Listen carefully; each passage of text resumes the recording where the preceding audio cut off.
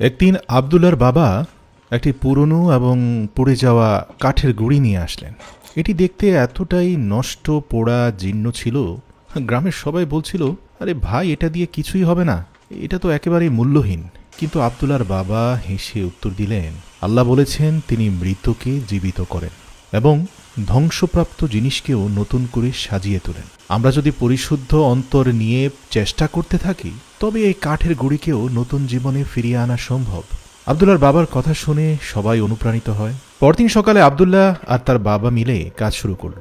তারা সেই কাঠের গুঁড়িটিকে স্পিনিং মেশিনে বসিয়ে ঘোরাতে লাগলো। মেশিন চালু হওয়ার সাথে সাথেই গুঁড়িটি দ্রুত ঘুরতে লাগলো। আবদুল্লাহ দেখল ধীরে ধীরে সেই কাঠ ধারালো ব্লেডের আঘাতে নতুন আকৃতি নিতে শুরু করেছে। কাঠের পুরনো পোড়া অংশগুলো মুছে যাচ্ছে আর এর ভেতরে সুন্দর কাঠ ফুটে উঠেছে। কিছুক্ষণ পর সেই কাঠ একটি ফুলের মতো আকৃতি পেয়েছিল। এটা এত সুন্দর আর এত নিখুঁত ছিল যে যারা আগে সেটাকে মূল্যহীন বলেছিল তারাই মুগ্ধ হয়ে দেখছিল। আবদুল্লার বাবা তখন বললেন, দেখো বাবা, এই কাঠ যেমন আগুনে পুড়ে গিয়েছিল কিন্তু পরিশ্রমের মাধ্যমে আবার নতুন রূপ পেয়েছে, তেমনি আমাদের দুনিয়ার জীবন, আমরা যদি আল্লাহর দেখানো সৎ পথে চলি, পরকালের জীবনে আমাদের জন্য থাকবে সুন্দর পুরস্কার। আবদুল্লাহ বাবার এই কথা গভীরভাবে উপলব্ধি করল। আসলেই তো এই দুনিয়ার জীবন কত ছোট আর কত তুচ্ছ।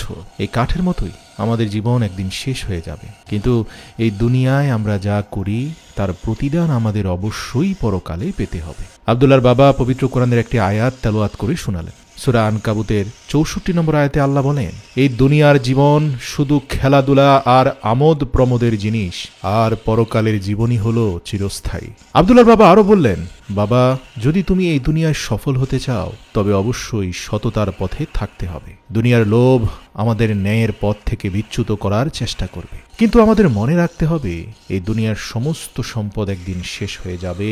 শুধু সৎ কাজ এবং আল্লাহর সন্তুষ্টি অর্জনের প্রচেষ্টাই পরকালে আমাদের রক্ষা করবে। আবদুল্লাহর মনে পড়ল তার বাবা প্রায়ই বলতেন, আমাদের প্রতিটি কাজে ইবাদত হতে পারে যদি আমরা তা সৎভাবে করি এবং আল্লাহর সন্তুষ্টির জন্য করি। কাঠমিস্ত্রির কাজ করার সময়ও তারা আল্লাহর নাম স্মরণ করত এবং তার কাছে সাহায্য প্রার্থনা করত। অবশেষে কাঠের গুঁড়ি থেকে এত চমৎকার একটা পণ্য তৈরি হলো যা অনেক চওড়া মূল্যে বিক্রি হলো। সবাই আবদুল্লাহর বাবার প্রশংসা করল এবং একজন দক্ষ মিস্ত্রি হিসাবে তার নাম এবং সুনাম সবার মুখে মুখে ছড়িয়ে পড়ল। তিনি বিনয়ের সাথে বললেন, এটা আমার কাজ নয়, আল্লাহর সাহায্যের ফল। তিনি আমাদের পরিশ্রমকে বরকত দিয়েছেন। এই ঘটনার থেকে দুটি শিক্ষা রয়েছে। দুনিয়ার জীবনে সৎ এবং পরিশ্রমী হওয়ার কোনো বিকল্প নেই।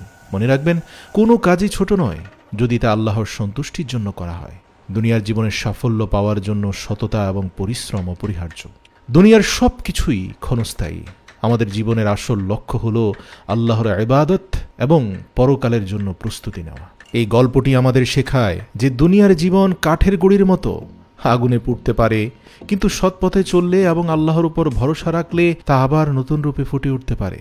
আমরা যদি সততা, ধৈর্য এবং ন্যায়ের পথে থাকি, তবে পরকালের জীবনে আল্লাহ আমাদের চিরস্থায়ী শান্তি এবং পুরস্কার দান করবেন। প্রিয় দর্শক, আপনাকে প্রশ্ন করি, আপনি কি প্রস্তুত এই জীবনের পরীক্ষায় সফল হতে? আপনার প্রতিটি দিন, প্রতিটি কাজকে আল্লাহর সন্তুষ্টির উদ্দেশ্যে উৎসর্গ করুন এবং দেখুন কিভাবে আপনার জীবনটা বদলে যায়।